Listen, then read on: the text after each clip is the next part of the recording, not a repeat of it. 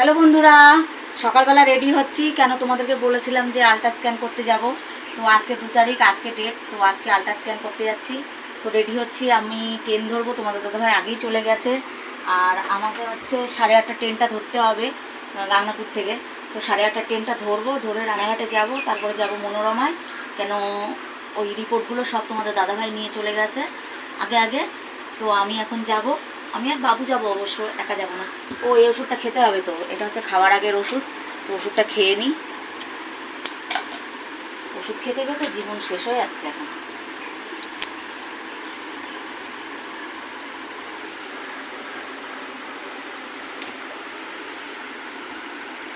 তো যাই হোক, যাবো, চলো তোমরা দেখতে থাকো। তো দেখো বন্ধুরা, আমার ছেলে আগে আগে যাচ্ছে। ওর হাতে যে ব্যাগটা দেখতে পাচ্ছ, ওই ব্যাগটার মধ্যে রয়েছে খাবার। যেহেতু আমি রিপোর্ট করতে যাচ্ছি, তো রিপোর্ট করতে গেলে পেট ভরে খাবার খাওয়াটা খুবই জরুরি। তো বাড়ি থেকে খাবার খাওয়ার সময় পাবিনি, আর খেয়ে হেঁটে যাওয়াটাও অসম্ভব ব্যাপার এই অবস্থায়। তো সেই জন্য খাবারটা নিয়ে নিয়েছি, আর খাবারটা যথেষ্টভাবে ভারী হয়েছে ব্যাগটা। তো আমার বাবুই নিয়ে যাচ্ছে। আর দেখো, এইটা হচ্ছে আমাদের গাংনাপুর হাই স্কুল, মানে বয়েজ স্কুল। তো এই বয়েজ স্কুলের রাস্তা দিয়েই চলে যাচ্ছি সোজা। এইভাবে আমার বাবু আগে আগে যাচ্ছে, দেখো দেখতেই পাচ্ছ। আর রাস্তার সাইড দিয়ে যে পাঁচিলটা রয়েছে, পাঁচিলের মধ্যে কত ধরনের ছবি আঁকা রয়েছে, আমার বাবু সেইগুলো দেখছে আর আমাকে বলছে যে মা, এটা ছবিটা খুব সুন্দর, এইটা ভালো, এই লেখাগুলো ভালো। তো দেখো দেখতে পাচ্ছ, মাঠটা যথেষ্টভাবে বড়। আর এই যে গাছটা দেখতে পাচ্ছ, এটা অশ্বত্থ গাছ। তো এই গাছ খুব একটা এখন দেখা যায় না, কমই দেখা যায়। আর দেখা গেলেও মানে ছোট ছোট দেখা যায়। এটা কদিন ধরে যে পরিমাণে বৃষ্টি হচ্ছে, আর রাস্তার সাইডে প্রচণ্ডভাবে জল জমে গেছে, আর কাদা কাদা ভাব। এই দেখো বয়েজ স্কুলের সামনে এইটা দেখতে পাচ্ছ, এটা হচ্ছে ফিল্টার করা জল। তো এই জলটা সবাই খায়, মানে এটা তালা দেওয়াই থাকে। যখন স্কুল শুরু হয় তখন এই গেটটা খোলা থাকে। তো দেখো, একজনা জল নিতে চলে এসছে।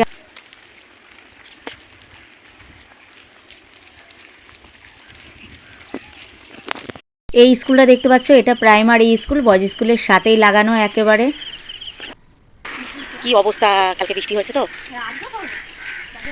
ও হ্যাঁ, আজকে সকালে বৃষ্টি হচ্ছিল, তো ঘুমের থেকে উঠে দেখলাম বৃষ্টি হচ্ছে। কাদা কাদা হয়ে গেছে রাস্তা, রাস্তার কি হাল। হ্যাঁ, জঙ্গল চারিদিকে।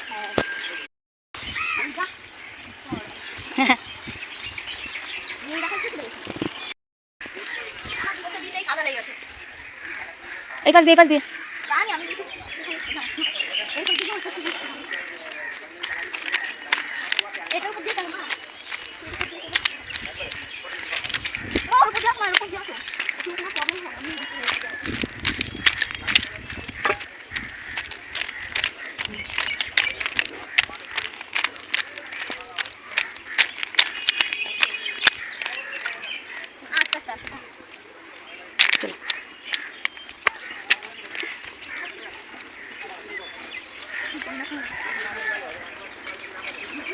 তো গাংনাপুর স্টেশনে ফাইনালি পৌঁছেই গেলাম। ট্রেনের কোনো পাত্তা নেই, আশেপাশের সব লোকজন বসে রয়েছে।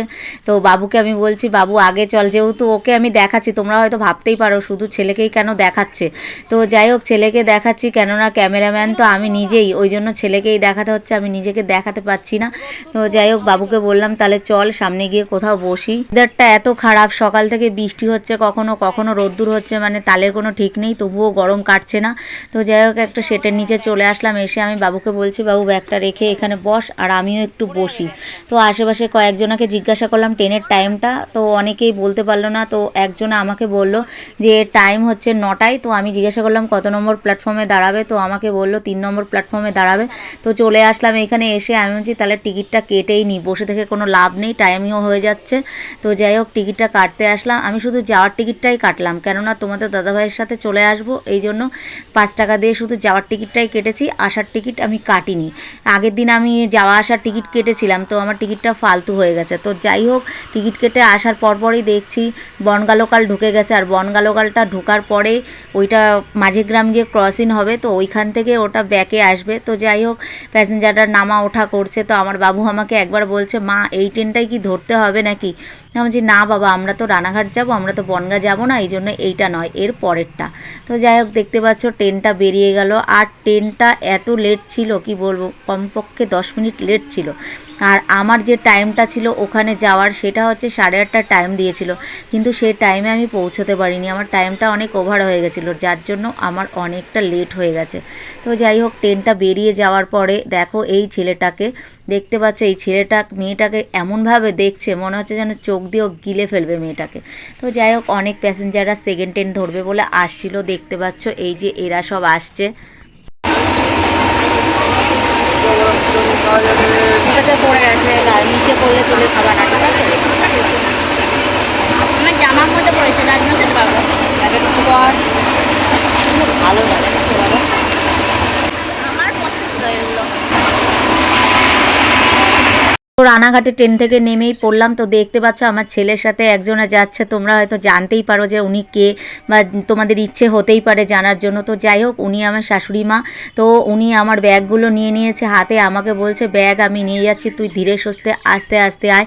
তো আমরা যাচ্ছি একেবারে ঠিক 6 নম্বর প্ল্যাটফর্মের পাশ দিয়ে, মানে এই যে দেখতে পাচ্ছ রানাঘাট লোকালটা সাইডে দাঁড়িয়ে আছে, আর সাইডে রেল লাইনের পাশ দিয়ে যে রাস্তাটা রয়েছে আমি ওখান দিয়েই যাচ্ছি।